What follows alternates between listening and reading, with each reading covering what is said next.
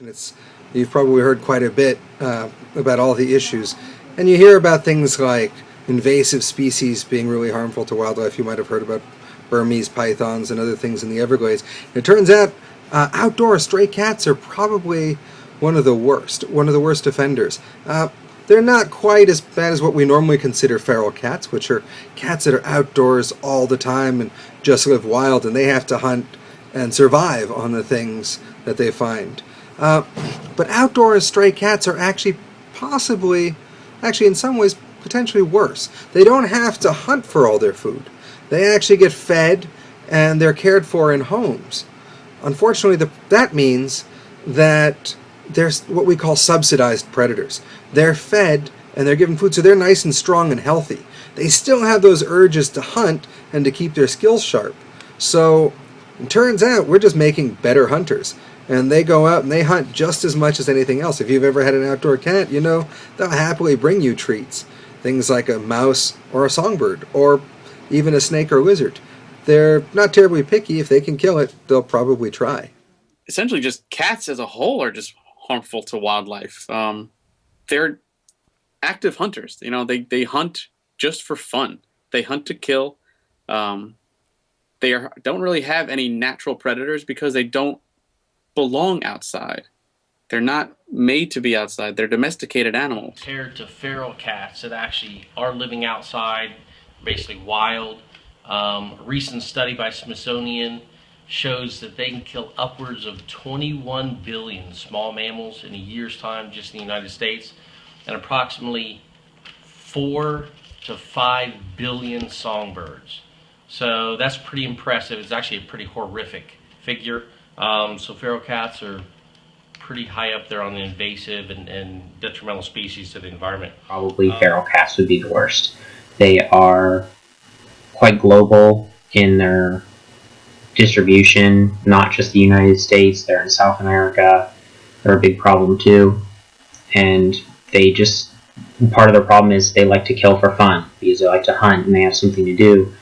And that can be quite a problem because they're hunting and killing things and not even eating them. So it's not even like a nutrition sustainability thing for them. It's just they're killing to have fun. About 10, 15 years ago, Florida Wildlife Commission estimated that there were 15 to 20 million just in the state of Florida alone. There are probably in the order of billions, if not trillions, of feral cats worldwide. So it's a huge, huge issue. If you take that 21 billion small mammals just in the United States in a year's time and extrapolate that around the world, that is an almost unfathomable number. It's so big. Like we said earlier, there's no natural predators to feral cats. So through this default, they're essentially one of the apex predators in whatever environment they're set up in. I mean, cats can essentially live anywhere in the world with the exception of obviously of Antarctica, and they do live anywhere in the world, and it's all our fault, humans' fault. We're the ones who have introduced them, much like rodents. Rodents have just as much an impact as cats do, to a certain degree. Actually, in any animal introduced from captivity can be not just invasive, can be damaging in a number of ways. One can be things like disease transmission. I know, actually, I read ahead in your question, so I did see you brought up toxoplasmosis, and that's another perfect example. Cats are a big vector for that particular parasite. They can also bring other parasites or diseases from areas that we might not otherwise suspect. Another thing that they can do that can be harmful to wildlife is actually displacing native species. In addition to preying on things, they may displace other mesopredators, or sort of middle predators, things that aren't top predators like, wolves or tigers or lions, but things like coyotes, jackals, ferrets, weasels, and the like. So they can displace them quite a bit, and that can cause quite a bit of problems in the local ecosystem. It can change the whole food web. And so that's also something that can happen pretty significantly. Besides just predation, you've also got the spread of diseases. One of the worst, or actually two, is feline leukemia, even feline AIDS, I guess, and toxoplasmosis. is a huge issue. And toxoplasmosis is a protozoa, species Toxoplasma condii, and it's transmitted through either contact with feces of a cat or raw meats or undercooked meats. It can be passed to humans, can be passed to almost every warm-blooded mammal. So it's a huge issue in the environment. But one of the really major things in our area is obviously the endangered Florida panther. Real issue with that transfer of toxoplasmosis to wild cats, bobcats, cougars, Florida panthers, and the like, as well as other animals. It's a huge deal and probably one of the most significant issues besides just the destruction of wildlife itself for feral cats. The other way they do it is by spreading disease like toxoplasmosis, and that's horrible to wildlife, both plants and animals. And toxoplasmosis is extremely harmful to humans as well. So, yeah. Toxo. Number one, yeah. Toxo and parasites, pinworms, things of that nature are spread very easily. And native wildlife really likes to eat cat feces. So, Why is that? I don't know. It must be tasty. It must have some kind of nutrient that they require that is easily found in cats. I don't know. It could be fat content, whatever it is, whatever, for all you scatologists out there, something to look into. But everybody loves cat poop. It's a known fact. So No, I don't. So it's a really good vector for transferring diseases and parasites. So bad cat poop. Well, again, it can negatively affect quite a few of the animals, especially if they're otherwise immunocompromised. And we've seen in a lot of other species, if they have other environmental pressures or stressors, that can be something that just pushes them over the edge. And then it can cause, it's been linked with mental deterioration in people and a number of psychological issues, as well as a number of very physical issues. So it can definitely harm the system. And again, it can alter the balance of an ecosystem.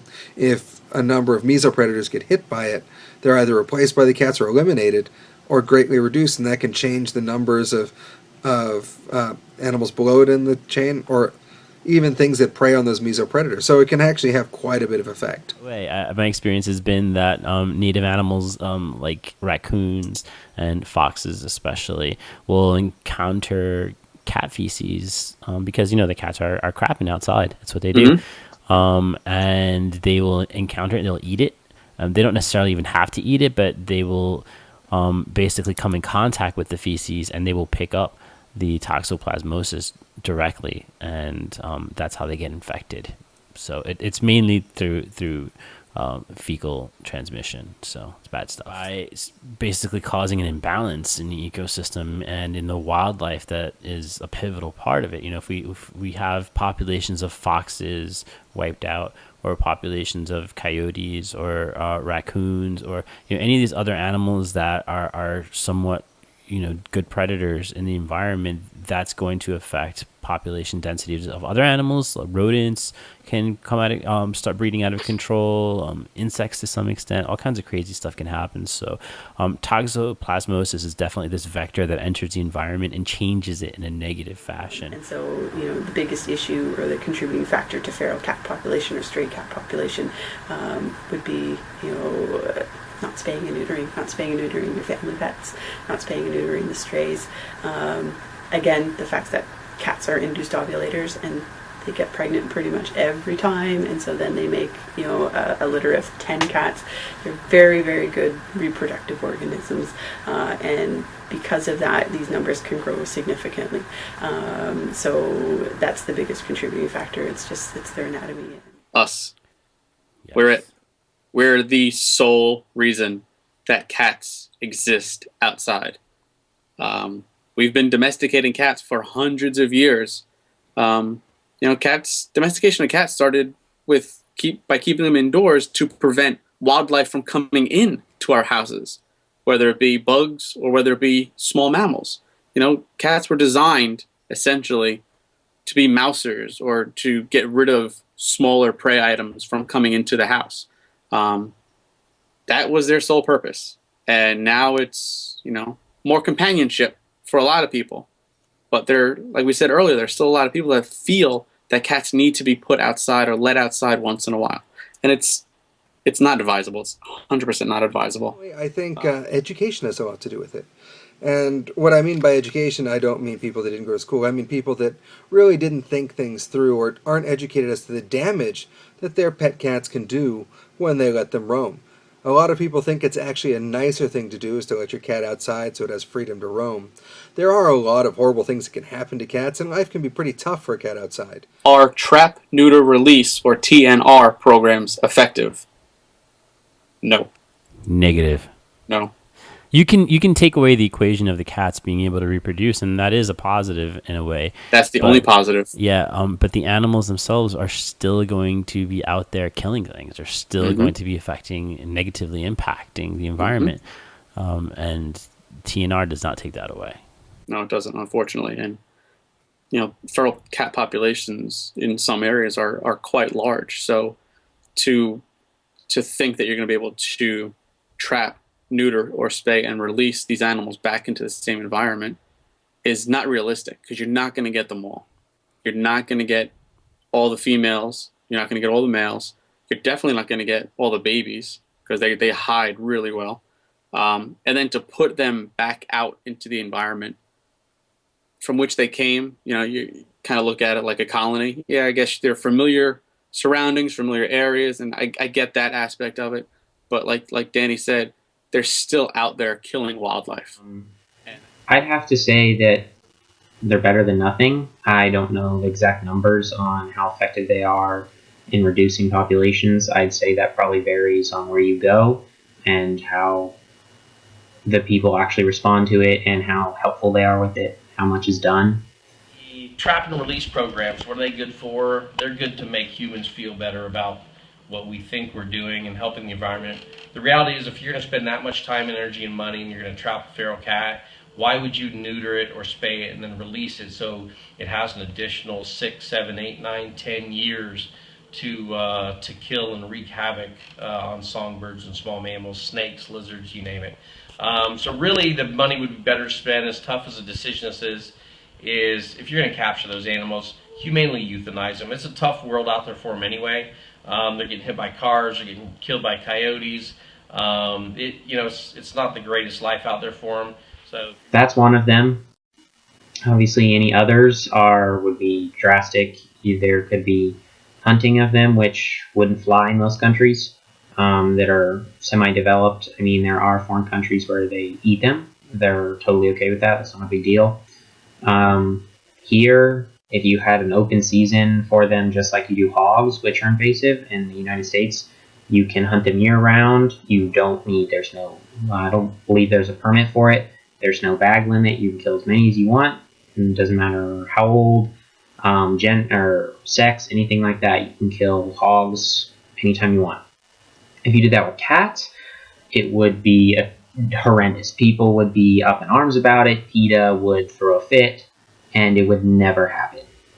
Though they do meet all the qualifications for an invasive species to be hunted and removed just like hogs. They're honestly probably worse than hogs are.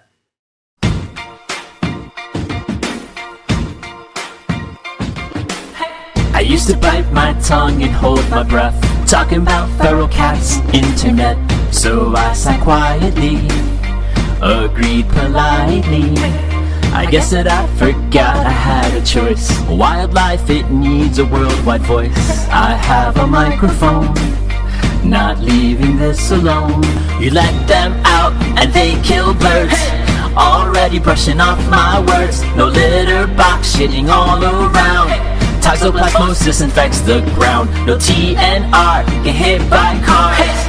Responsible you think you are, keep them indoors, no wildlife wars. You think that you own a tiger, a hunter till squished by a tire. Help protect wildlife, so please keep